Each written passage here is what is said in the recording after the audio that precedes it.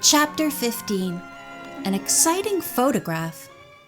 Neither Nancy nor the police detectives could shed any light on the mysterious words, "Wolf's Eye." "But please let me know if you find out what it means," Nancy requested. "Also, if your prisoner talks, or if you have any word about my stolen car."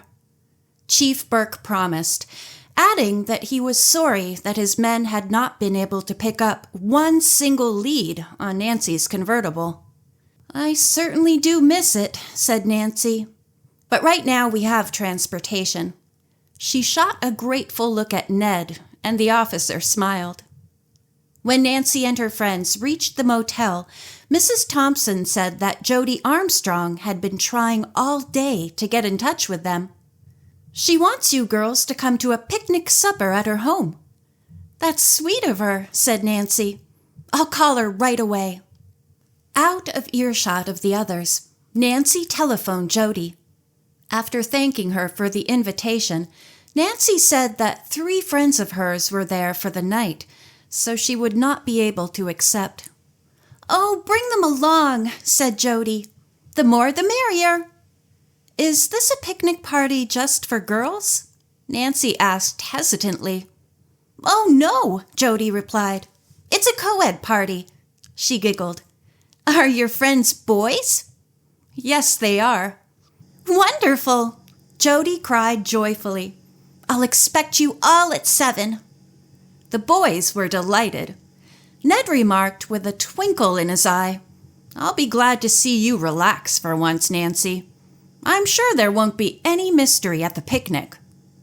The 3 girls looked at one another. They said nothing to the boys, but were hopeful they would pick up a clue there regarding Jody Armstrong's adoption. The Armstrong backyard was large and very attractive. There was a beautiful velvet green lawn surrounded by deep flower beds. The scent of roses pervaded the warm night air. At one side was a long buffet table with tempting salad bowls and platters of snacks. There was a large punch bowl in the center, brimming with ice-cold punch. Farther along at the side of the garden was a stone fireplace for outdoor cooking. A boy about 18 years old stood there, grinning. He wore a large white apron and a chef's cap. Many young people had already gathered when Nancy and her friends arrived. Jody, a gracious hostess, immediately introduced the group. When they came to the chef, Jody giggled. "This is my cousin, Harvey Smith. He's the best cookout chef in the county. Isn't he a riot in that outfit?"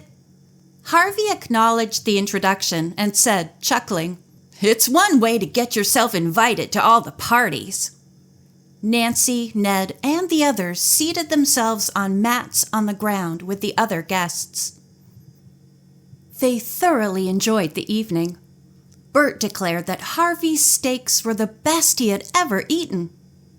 The rest of the menu included potato chips, several kinds of salad, vanilla ice cream topped with fresh fruit, and cake. "I'm stuffed," Dave said with a groan, as he finished the last crumb of cake. As he spoke, the strumming of a guitar could be heard. Looking up, the River Heights visitors and their escort saw a young man standing at the edge of the crowd. The musician began to sing.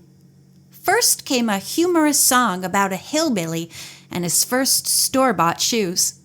Each verse ended with, "Ow, they pinch! Ow, they hurt!" Soon he was playing familiar songs. Everyone at the picnic joined in.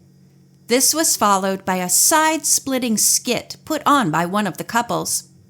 They represented 2 travelers who had met on a cruise.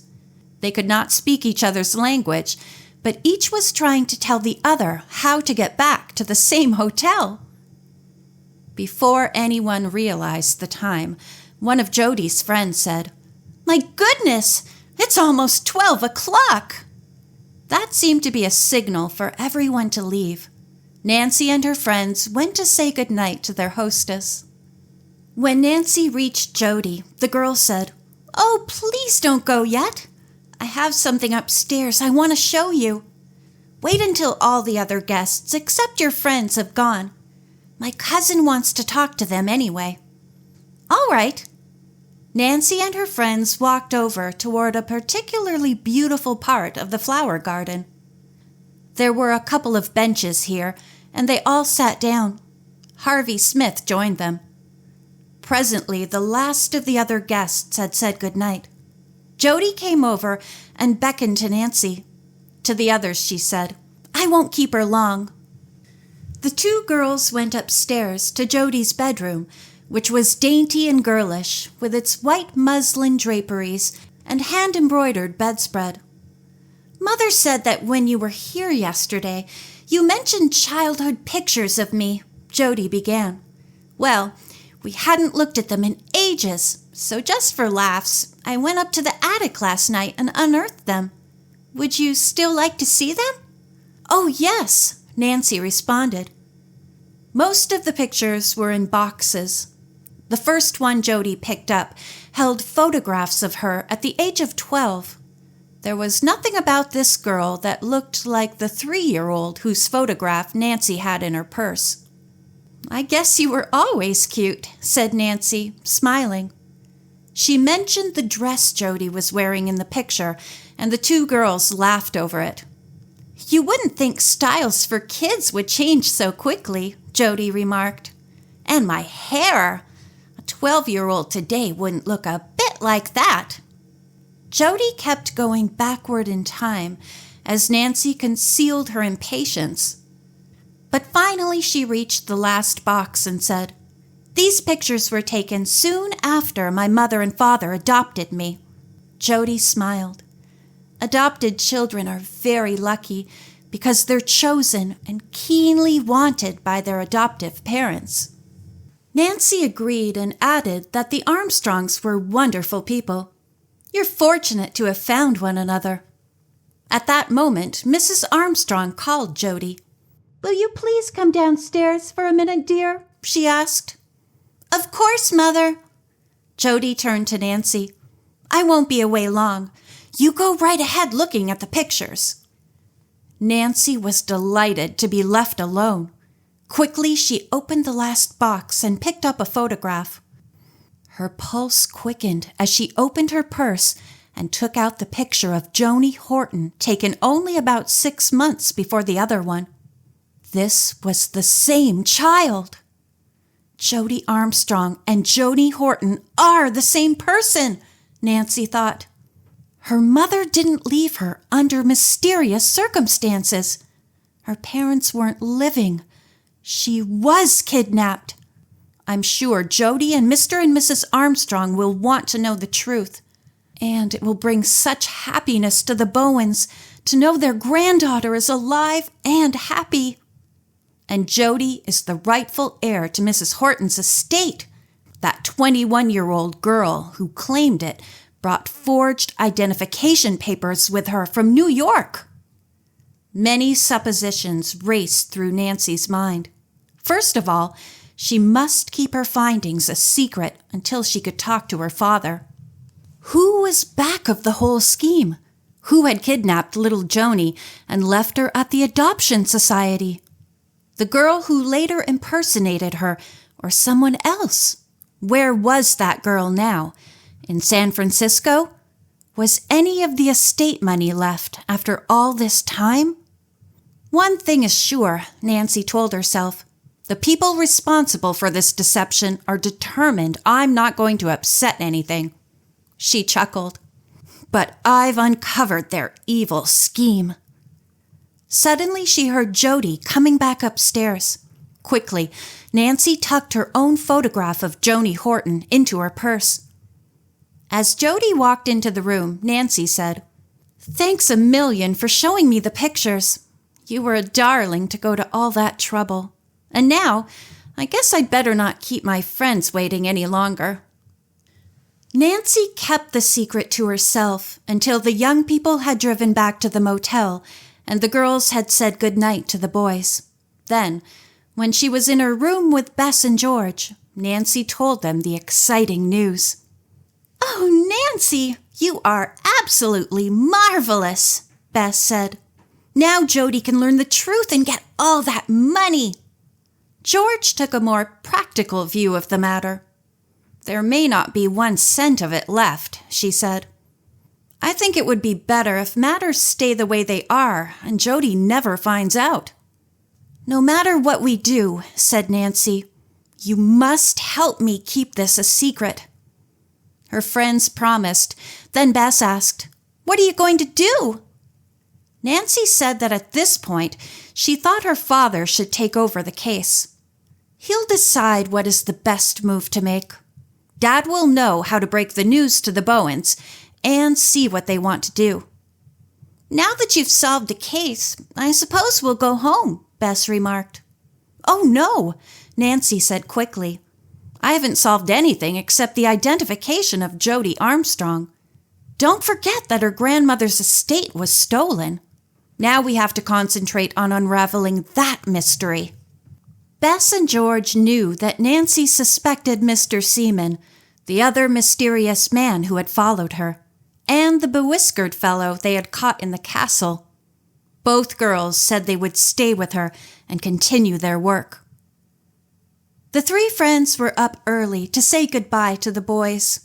Ned and the other boys begged the girls to be careful in their sleuthing. I'm mighty glad we were here to help you capture that fellow, said Ned. But don't try going to that castle by yourselves. Nancy smiled. Next time I'll take a handsome young policeman, she teased. As soon as the boys had driven off, Nancy went to the phone and tried to reach her father. But he still had not returned to the San Francisco hotel. She then called her home in River Heights. She told Hannah Gruen of her exciting discovery and asked the housekeeper to try reaching Mr. Drew in California to give him the information. I'll keep calling, the housekeeper promised. It's too bad I didn't know this yesterday. Your father phoned last night. Said he had tried you at the Longview, but learned you were out and didn't leave his name. So he gave me some interesting information to pass along to you. What is it? Nancy asked quickly. Mrs. Gruen said that Mr. Drew had tracked down a Joanie Horton who had come from the East. She is now married to a John Tabor. Your father didn't have any further details, but I think he's going to try to see this woman. She may be the imposter, Nancy said excitedly. It looks that way, Hannah Gruen agreed. My goodness, Nancy, this case may be drawing to a close. Oh, wouldn't it be wonderful? Nancy exclaimed. In any event, I'll be glad when you come back home, the housekeeper said wistfully. It's too quiet here. I'm sure it won't be long, Nancy said cheerfully. Well, bye for now. When Nancy relayed the information to Bess and George, they too were excited. Well, what course shall we follow, Captain Drew? George asked. Nancy thought a moment, then answered, Let's have an early lunch at the Brass Kettle. If Mrs. Hemstead is there, I'll ask her if Mr. Seaman has been around. But we haven't even had breakfast yet, Bess spoke up. What are we going to do between now and lunchtime? Nancy suggested that a walk would do the girls good. Let's hike down to that diner. The girls ate a tasty breakfast. Then Nancy said, How about going over to police headquarters to see if Chief Burke has any news? The 3 girls hurried to headquarters. They were shown at once to the police chief's office. Chief Burke looked up and said genially, You must be mind readers. I was just going to get in touch with you. Do you have any news for us? Nancy asked. Yes, indeed. Your bewhiskered prisoner has talked. End of chapter 15.